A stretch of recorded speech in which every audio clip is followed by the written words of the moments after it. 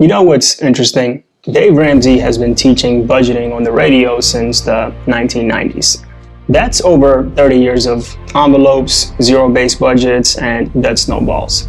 And this was available to just about anyone with a library card, a smartphone, or honestly just a decent Wi-Fi signal.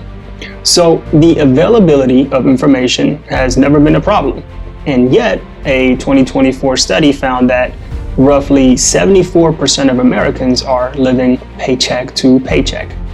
So at some point, you have to stop asking, why don't people know this stuff, and start asking a much more interesting question. Why doesn't knowing it seem to change anything? And this question applies to anything besides money. But for the sake of this video, let's focus on money and budgeting. What's interesting is that budgeting has somehow become the most talked about and least followed financial habit in the modern history.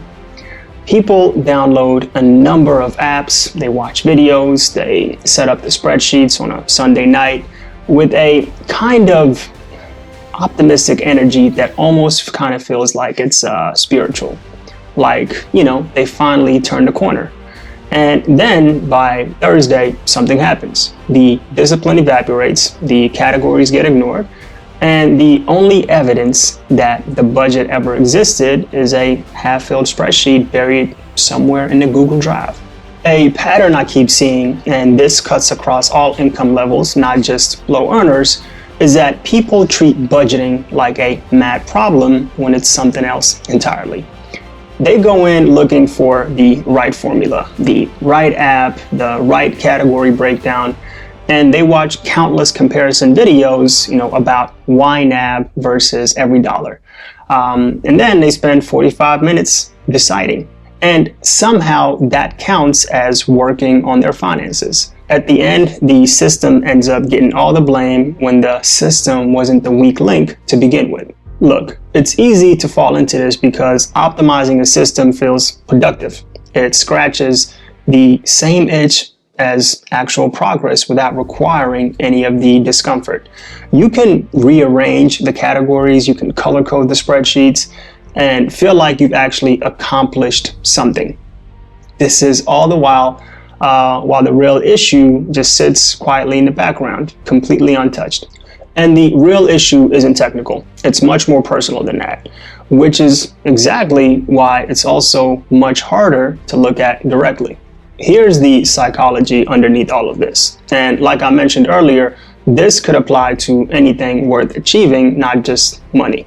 But for the sake of this video, we'll focus on money and budgeting. You see, most people start a budget with a why that isn't strong enough to survive a bad week. Something like, I want to be better with money. That is not a why. That is just a preference. And preferences fold under pressure. This could be a stressful Thursday, a social invitation, or just a terrible commute that ends in a drive-through decision. What actually holds up when things get hard isn't a preference. It's something much bigger than you. This could be a person, a future, a life that you're trying to build for someone else, or for a version of yourself that you genuinely care about. At some point, this starts to happen with almost everyone who's tried and quit. They realize they weren't building toward anything. They were just trying to stop doing something bad. And stop doing something bad is one of the weakest motivational structures that human beings can operate on.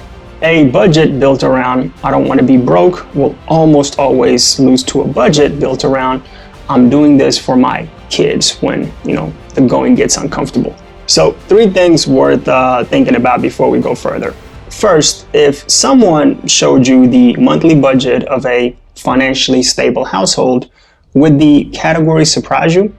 Because the data is pretty consistent on what actually moves the needle, and it's not where most people focus their energy on. Second, what if the complexity of modern budgeting advice is actually making results worse, not better? At what point does more granularity become a way of just feeling busy while avoiding the hard choices?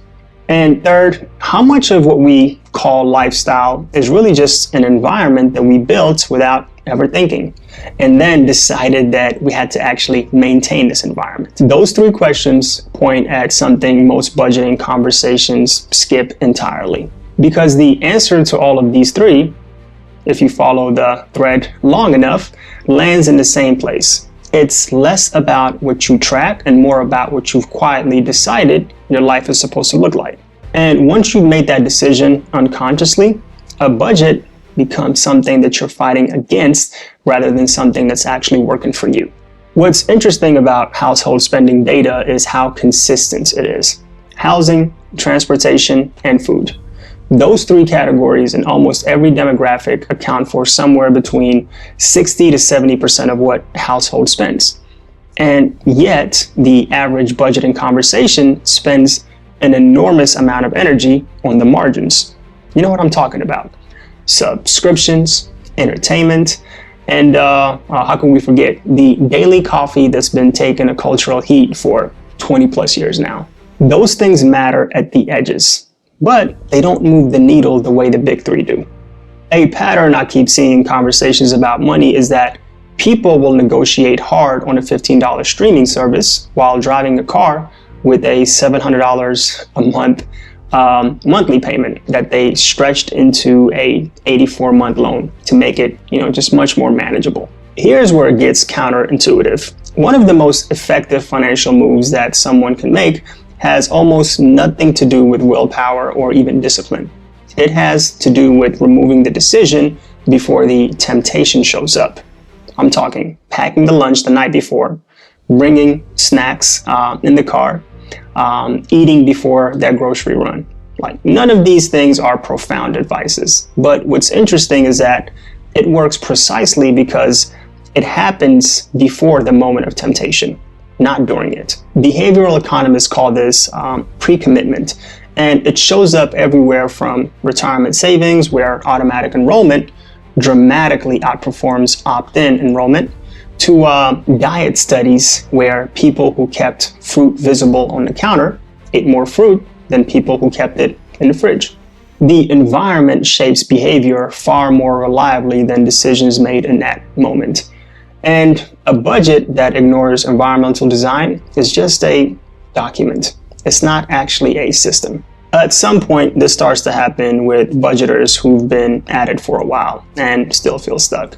The budget gets more sophisticated as the results stay more flat. More categories, more detailed tracking, a second app to cross-reference the first app. And there's a quiet logic to it. Because if the problem is the budget, then improving the budget is productive.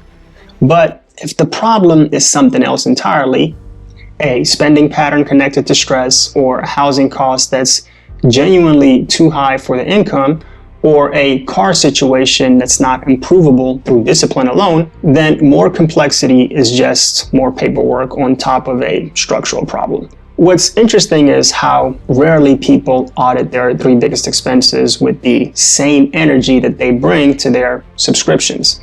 A $200 annual subscription cancellation gets celebrated, but a $400 monthly car payment, the one that could be replaced with a paid off used car and change the financial picture significantly, gets treated like a fixed cost of existing. Look, the math isn't complicated, but math has never been what makes this actually hard. So pull these threads together and something clear emerges. Budgets don't fail because people are bad at math. They fail because the foundation underneath the budget is very soft. A week Y means the first hard week wins. A focus on small categories means the biggest cost never gets seriously questioned. And a budget that exists as a document rather than a designed environment means it's always competing with the path of least resistance.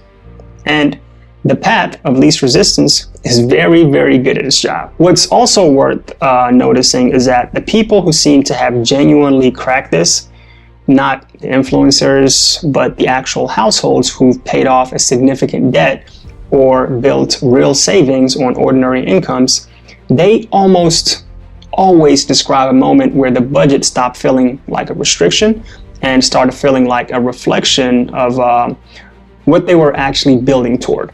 And that shift doesn't come from a better spreadsheet. It comes from answering a question most budget tutorials skip entirely. What is this money actually for? Here's the part nobody wants to say out loud. Getting better with money isn't a habit change. It's not a new app. It's not a better budget template. It's an identity change. And identity change means that the person sitting here watching this video has to actually stop existing in the form that they currently exist in. That's not a metaphor. The version of you that keeps making the same financial decisions, running the same patterns, and then ending up in the same place every year, that person cannot also be the person who builds something different. You don't get to keep being exactly who you are and arrive somewhere completely new.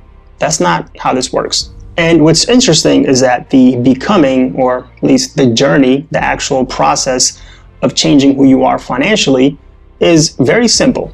Not easy, simple. There's a difference there. Simple means that the path is clear. Get honest about your biggest expenses, anchor everything to a reason bigger than a preference, and remove the decisions before the temptation shows up. That's it. That's the whole thing. It's not complicated to understand, but what it does do is it requires you to stop doing things that you're currently comfortable doing and to start doing things that the people around you might not immediately respect or understand. That's where the not easy part lives. Because here's what actually happens when you start changing. The people in your current circle, the ones whose habits don't align with where you're trying to go, they're going to look at you sideways. You're going to bring your lunch when everyone else goes out to eat. You're going to pass on that trip. You're going to drive the boring car, skip the dinner, and say, I can't do that right now, in a tone that actually sounds like you mean it. And to certain people, you're going to look like you've lost something, like you've become less fun, less spontaneous, and less yourself. That discomfort is very real. And it's also, for almost everyone who's made, a serious financial shift, completely unavoidable. But here's the other side of it. The people who are actually going to matter for the next chapter of your life, the ones building something, thinking long term, and making uncomfortable choices on purpose, those people are not going to think that you look like an idiot. They're going to recognize you because they're doing the same thing. And that recognition is the beginning of a support system that's actually aligned with who you're becoming rather than who you've been. People don't just get new financial habits when they make the shift. They eventually get new relationships, new environments, new reference points for what's actually normal. And, the budget was never the transformation. It was just the first sign that a transformation was actually starting. Thanks for watching.